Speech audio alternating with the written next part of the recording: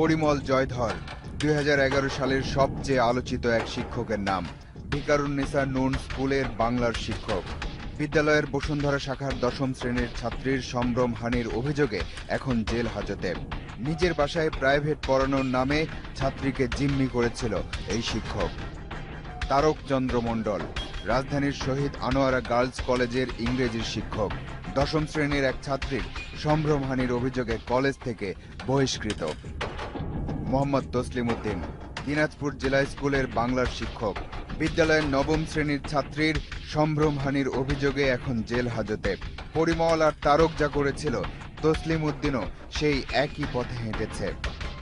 মোহাম্মদ হানিফ সর্দার বরগুনার পশ্চিম গোলাঘাটা সরকারি প্রাথমিক বিদ্যালয়ের সহকারী শিক্ষক। বাসায় কোচিং সেন্টার খুলে 2 মাস ধরে 4র্থ ও 5ম শ্রেণীর ছাত্রীদের হয়রানি করে আসছিল। গত 31 আগস্ট পুলিশ তাকে গ্রেপ্তার করে। আব্দুল জলিল চাঁদপুরের হাজীগঞ্জের কাপাইকাপ ইসলামিয়া সিনিয়র মাদ্রাসার আরবি শিক্ষক। 2010 সালে মাদ্রাসার 6ষ্ঠ শ্রেণীর ছাত্রীর সম্ভ্রমহানি করে। এতে ওই ছাত্রীর গর্ভে জন্ম নেয় এক কন্যা শিশু। আব্দুল জলিলের যাবজ্জীবন কারাদণ্ড হয়েছে। হেলাল উদ্দিন পান্না কুষ্টিয়ার বারাদি আদর্শ উচ্চ বিদ্যালয়ের গণিতের শিক্ষক। প্রাইভেট পড়ানোর নামে প্রায় শতাধিক ছাত্রীর গোপন ভিডিও ধারণ করে সে। ভিডিও চিত্রগুলো বিক্রি করত প্রকৌশলী টুটুলের কাছে। আমাদের এখনো কিন্তু নারী বান্ধব এবং শিশু বান্ধব পরিবেশ নেই, সেই কারণে কিন্তু এবং সম্মানের ভয়ে এখন আমাদের কুষ্টিয়া কি হচ্ছে, একটা মা বাবা মেয়েরা কথা বলতে চায় না।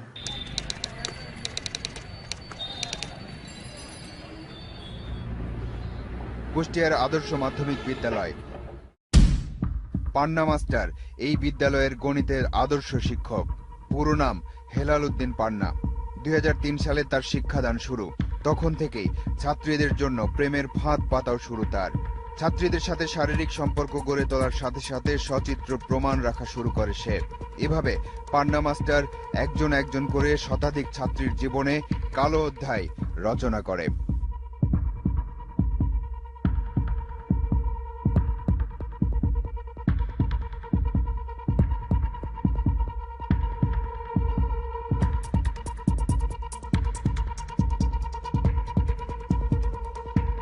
এসব ভিডিও চিত্র এলাকাবাসীর মনে তীব্র আঘাত দেয়।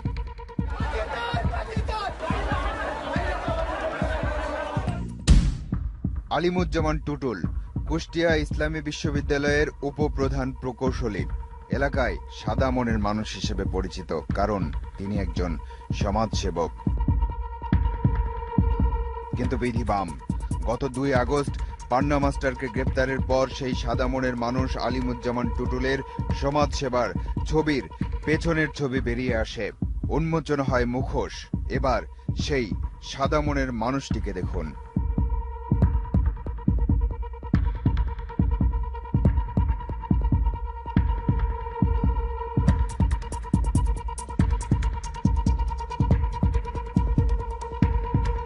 শিক্ষা দেওয়ার নামে ফাঁদ পেতেছিল পান্না মাস্টার। সেই ফাঁদের জাল সে একা বোনেনি। সেই দুষ্টু চক্রে ছিল কুষ্টিয়ার স্থানীয় রাজনৈতিক নেতা মনিরুল ইসলাম মনু, মেহেরপুর জেলার গাংনীর স্থানীয় সরকার বিভাগের সহকারী প্রকৌশলী শরীফুল ইসলাম সজল এবং যশোরের পল্লী বিদ্যুতের সহকারী প্রকৌশলী দুলাল হোসেন।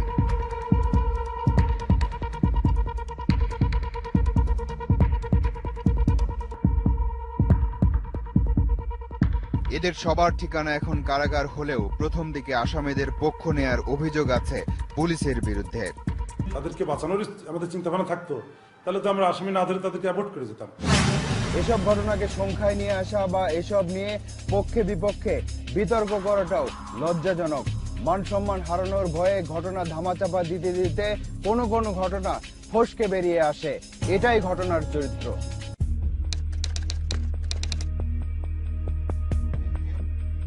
পশ্চিম গোলাঘাটা সরকারি প্রাথমিক বিদ্যালয়। সহকারী শিক্ষক মোহাম্মদ হানিফ সর্দার ছাত্রীদের অতিরিক্ত পড়ানোর জন্য খুলে বসে কোচিং সেন্টার। এরপর 4র্থ ও 5ম শ্রেণীর ছাত্রীদের পড়ানোর নামে হয়রানি করত শিক্ষক হানিফ সর্দার। অভিযোগের সত্যতা স্বীকার করেন বিদ্যালয়ের প্রধান শিক্ষক ফাতিমা বেগম। কর্তৃপক্ষের মাধ্যমে তাকে অন্যত্র ট্রান্সফার করে দেব, আমার ওই টিচার এই স্কুলে না থাকুক। অভিযোগের ভিত্তিতে গত মাসে গ্রেপ্তার হয় শিক্ষক হানিফ সর্দার। এই লোকটা আমি মনে করি শিক্ষক নামের একজন কলঙ্ক। তার কঠোর শাস্তি হওয়া উচিত, দৃষ্টান্তমূলক শাস্তি হওয়া উচিত।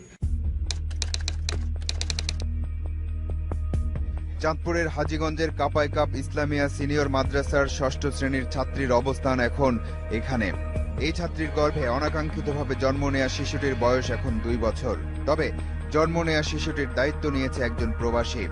এবার শোনা যাক মাত্র ১১ বছর বয়সী মায়ের সেই করুণ গল্প। যেদিন আমার সাথে ঘটনা ঘটে ওদিন আমার সবাইকে ছুটি দেওয়ার পরে বলে কি ভিতরে আসে, পরে ভিতরে যাওয়ার পরে আমার সাথে খারাপ হলো। এরকম করার পর কয়েকদিন পরে আমি খুব অসুস্থ হয়ে পড়ি, পেটে বাবু। পরে আম্মু আমাকে জিজ্ঞাসা করছিল, করার পর আমি আম্মুকে বলছি, সব বলছি। তারপর আব্বু বাড়িতে আসছে, আব্বুকে বলছে। আব্বুকে বলার পর আব্বু আমাদের ওই হুজুরকে ডাইকে এনে জিজ্ঞাসা করছে। হুজুর স্বীকার করছে আমার মতন কোনো মেয়ের যেন সাথে যেন এরকম না হয়। এরকম যদি হয় তাহলে যেন সাজা হয়, যেন দেখে যেন মনে করে যে আর করা যাবে না। চাঁদপুরের ঘটনা দিয়ে আমরা অনুষ্ঠান শুরু করেছিলাম, কিন্তু সেই ঘটনার শেষ দেখিনি। তারপর আমরা গিয়েছিলাম কুষ্টিয়া থেকে বরগুনা। চাঁদপুরের ওই ঘটনার শেষ দেখতে যদি আমরা আবারও ফিরে যাই, তাহলে আমাদের অনুসন্ধানের পুরো পথ একটা ত্রিভুজ আকৃতি নেয়। আমরা শুধু এতটুকুর খবর জানি, পুরো দেশের আনাচে কানাচে এমন ঘটনা আরো ঘটছে কিনা কে জানে। এবার চলুন সেই শুরুর ঘটনায় ফিরে যাওয়া যাক। চাঁদপুরের হাইমচরের চরভাঙ্গা উচ্চ বিদ্যালয়। বিদ্যালয়ে ৬৬১ শিক্ষার্থীর মধ্যে ছাত্রীর সংখ্যাই বেশি, শিক্ষক ১১ জন। সবচেয়ে যোগ্য এবং দক্ষ শিক্ষক মোহাম্মদ ইমাম হোসেন। ১৯৯৫ সালে এই বিদ্যালয়ে তিনি গণিতের শিক্ষক হিসেবে যোগ দেন। ইমাম হোসেনের খোঁজে তালাশ টিম। দুর্ভাগ্য হলেও সত্যি যে বিদ্যালয়ে তিনি অনুপস্থিত। ওনার ছুটি চাইছে ২ দিনের, সেই ২ দিনের ছুটিটা শেষ হয়ে যাবে আজকে। ইমাম হোসেন ২ দিনের ছুটিতে চলে গেছেন। এবার আমরা আরো একজন শিক্ষকের সাথে পরিচয় করিয়ে দিতে চাই। নাম শাহনেয়াজ টেলু, বিজ্ঞানের শিক্ষক। খুব যত্ন নিয়ে ছাত্রীদের পড়ান। গাছের তো জীবন আছে, বড় গাছের জীবন আছে। এটা আবিষ্কার করছে কে? স্যার জগদীশ চন্দ্র বসু। এই শাহনেয়াজ টেলু আমাদের একটা তথ্য দিতে চান। স্কুলের একটা ডকুমেন্ট দরকার, তথ্য দরকার। তথ্য খুঁজতে গিয়া ওই ফোল্ডারে এটা দেখতে পাই। কি দেখেছিলেন টেলু মাস্টার? সেটা যে আমাদেরকেও দেখতে হবে এমন নয়, কিন্তু কোন পরিচয়ে কোন মানুষের বসবাস সেটা তো জানা দরকার। 4 মিনিট পর আসছি।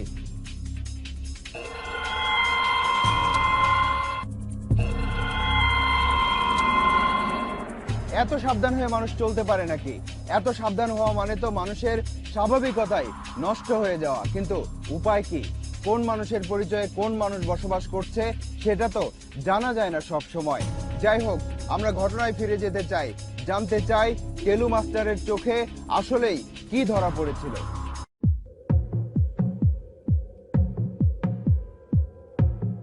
ছাত্রীর সাথে শিক্ষক ইমাম হোসেনের গোপনে ধারণ করা এই ভিডিও দৃশ্যটি প্রথমে চোখে পড়ে টেলু মাস্টারের। তবে ঘটনার ৮ মাস পর বিদ্যালয়ের কম্পিউটার থেকে দৃশ্য ছড়িয়ে পড়ে দোকানে দোকানে। এই দোকানের কম্পিউটারে দেখা গেল সেই ভিডিও দৃশ্য। সাধারণত কাস্টমারদের মোবাইলের মাধ্যমে কেউ কি নিতে আসে আপনাদের দোকানে? অনেকে আসছে। বিদ্যালয়ের শিক্ষার্থীরাও এবার মুখ খুলতে শুরু করেছে। না, এখন যদি স্যার এই স্কুলে আসে তাহলে তো কোনো ছাত্রছাত্রী এই স্কুলে ভর্তি হবে না।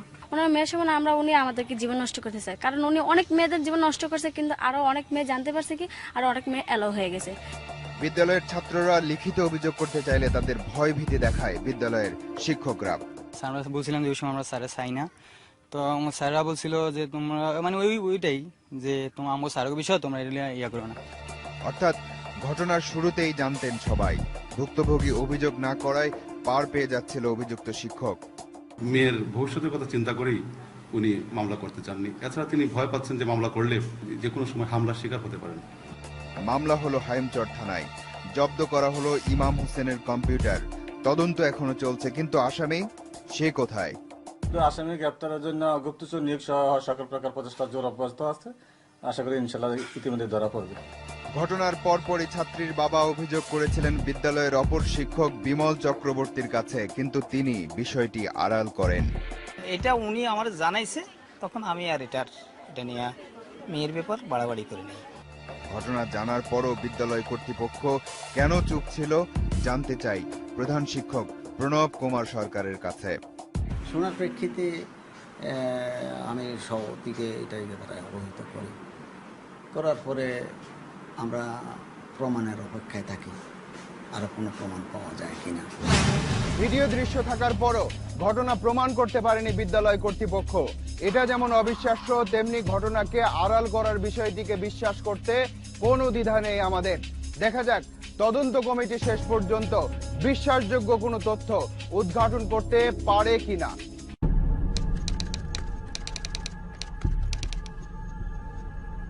আজ বিদ্যালয়ের তদন্ত প্রতিবেদন দাখিলের দিন, একই সাথে ইমাম হোসেনের শোকজ নোটিশের জবাব দেওয়ার শেষ দিন। দুটি গুরুত্বপূর্ণ তথ্য নিতে তালাশ টিম আবারও চরভাঙ্গা উচ্চ বিদ্যালয়ে। তদন্তে কি বেরিয়ে এসেছে তা পরে জানবো। আগে জানতে চাই এই বিদ্যালয়ের একটি কক্ষ দখল করে কিভাবে থাকতো শিক্ষক ইমাম হোসেন। শুধু দখল করে থাকা নয়, এখানেই প্রাইভেট পড়াতো সে। এই কক্ষেই ছাত্রীদের ফাঁদে ফেলতো ইমাম মাস্টার। এভাবে বিদ্যালয়ের কক্ষে রাত দিন থাকার বৈধতা কতটুকু? বিধিতে নেই কোনো শিক্ষক স্কুলে থাকতে পারে না। এবার জেনে নেই তদন্ত কমিটি কি উদ্ঘাটন করেছে। সত্যিই দেখা যায়। দেখা যাক ইমাম হোসেন শোকজের জবাব কি দিয়েছে। একই জবাবের পরিবর্তে চিকিৎসকের সনদ দেখিয়ে আরো 15 দিনের ছুটি নিয়েছে সে। বাহ, ভালো তো। এত কিছু ঘটিয়ে দিব্যি ছুটি নিয়ে চলে গেলেন, আবার ছুটি বাড়িয়েও নিতে পারবেন না কেন? খোদ চিকিৎসকই তো তাকে অসুস্থতার সার্টিফিকেট দিয়েছেন।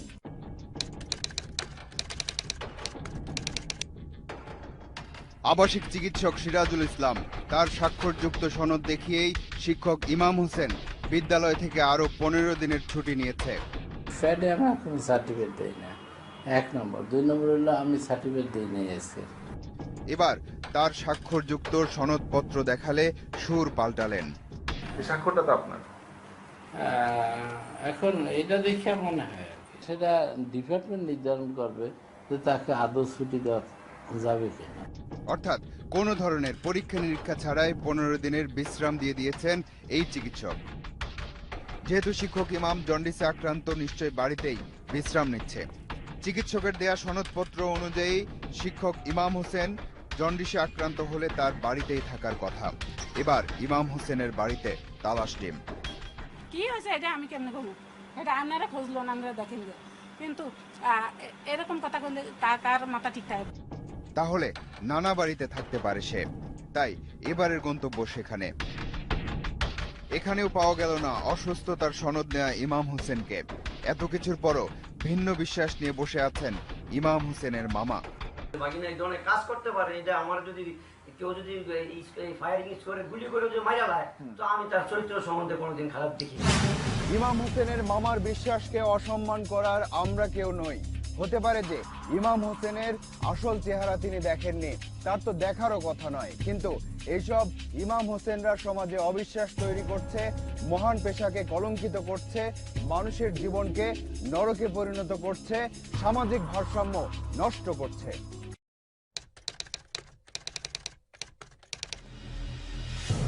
আমরা এবার কুষ্টিয়ার সেসব ছাত্রীদের বাড়িতে যাব যারা পান্না মাস্টারের ফাঁদে পা দিয়েছিল। অভিভাবকদের কাছে ভালো থাকাটা ছিল পান্না মাস্টারের একটা কৌশল। আরো এক বাড়িতে তালাশ টিম। ক্যামেরা দেখে উত্তেজিত হয়ে পড়ে বাড়ির লোকজন।